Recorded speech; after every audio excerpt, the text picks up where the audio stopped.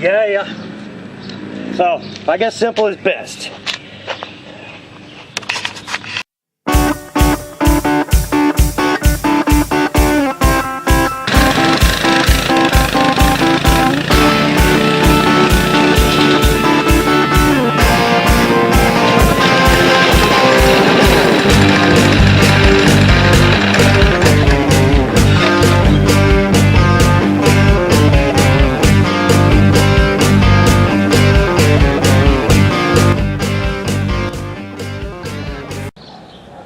Hey guys, T-Man of T-Man's Go-Karts suggested that I give you a little more in-depth look at that kickstarting system, which I have a bunch of back footage already, but he mentioned a couple things that I didn't do, and so I'm going to do that for you now.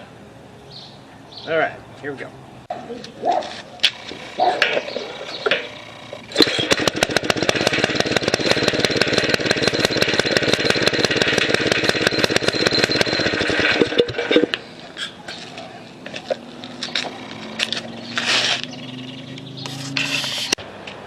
Hey everybody, I'm out here this morning. I'm doing some upgrades to that Kickstarter system, and I'm just going to show you a few of the things that I'm doing to improve it already, and let's have a look.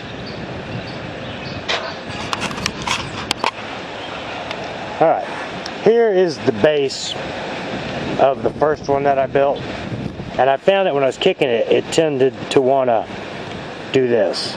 I'd put my foot down on it and it would tend to want to do that. Of course, that frame I built was real cheap steel, and it was flexing and everything, but still the principles hold the same. You know, it's still wanting to do this. So I had a piece of something propped up under here. So what we've done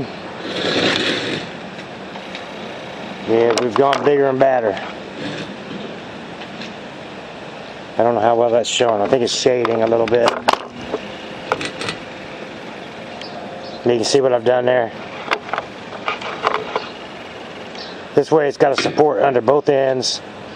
It's connected with a piece here so it can't flex that way. It's going to be a lot more solid. And also, it's taller. Just a wee bit higher, which will prevent this gear. This gear was just barely clearing. Jeez, I don't know how well that's showing up for you. I've got the bearings out of it now. Let me see if I can get this in the light. Well, maybe you can see it.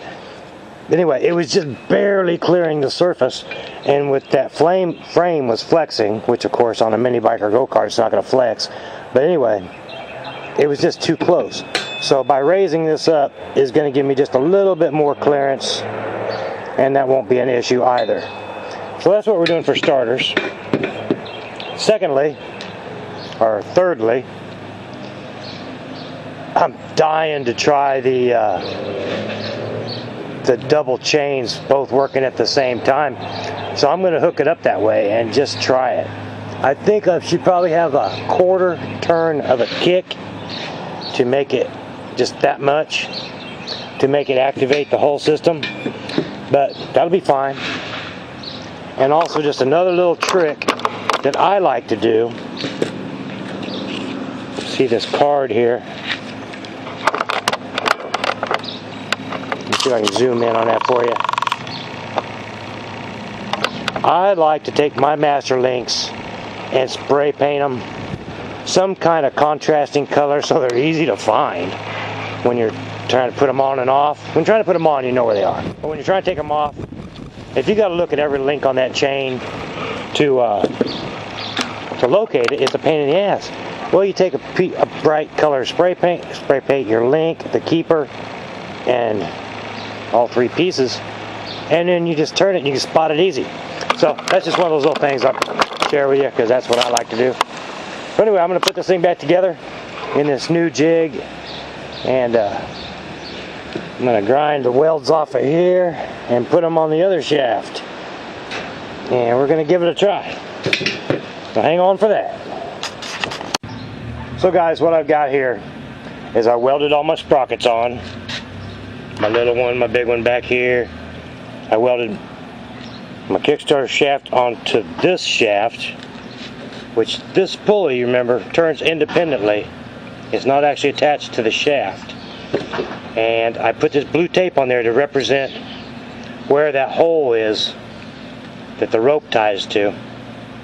I just want to show you the ratio here. Notice how it's not. You would normally think your Kickstarter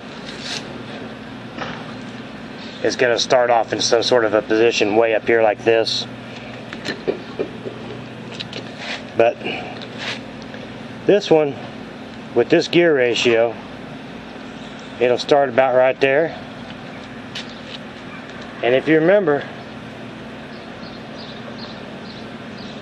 watch that blue tape. It would go that far before that motor would actually engage, which still leaves me a long way. Now watch this.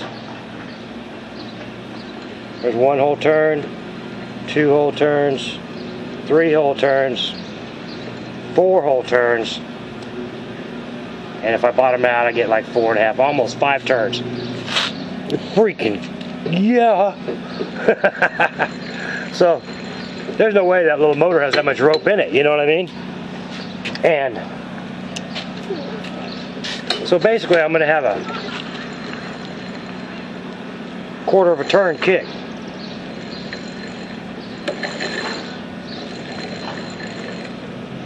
And you also, I want to point this out to you. You see how my master link kind of stands out? That's the beauty of painting them, so you can see them. Okay. Alright, I wanted to show you this too. This was the original one. It just had the single mounting bracket. And this is the new improved version. That's going to be a lot more stable. So I got 4 holes here. You'll keep all that wishy-washy flex from happening. Get a lot stronger.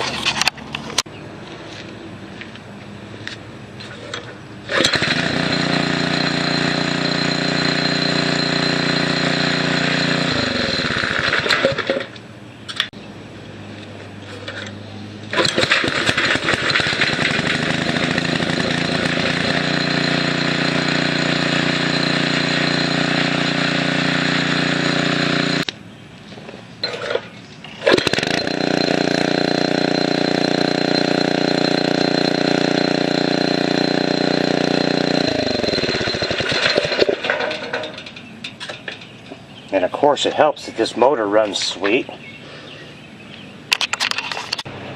Well guys, I've been monkeying with this thing. And I tried it with, well, you saw what I did. I tried it with all 4 gears working, and that was just creating so much resistance that, well, it kept breaking my welds. No matter how much I welded the shit out of it, it would break the welds. It just had too much resistance. So I put it back together like I originally had it, and it just works freaking sweet. So sometimes simple is best. I guess the gods didn't want me to have that far of a kick, you know. I'm sure it could be done if I had keyways and, you know, that kind of thing and stuff. But, or if I just wanted to redo it and really beef up my welds some more, I may not be done tinkering with it, but for right now, I'm calling it good. Did I mention I love this table? Man, this thing is so freaking awesome. It's just perfect. I love this thing.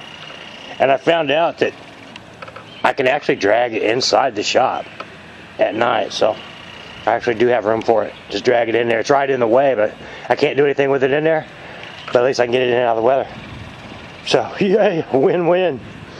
Alright, see ya.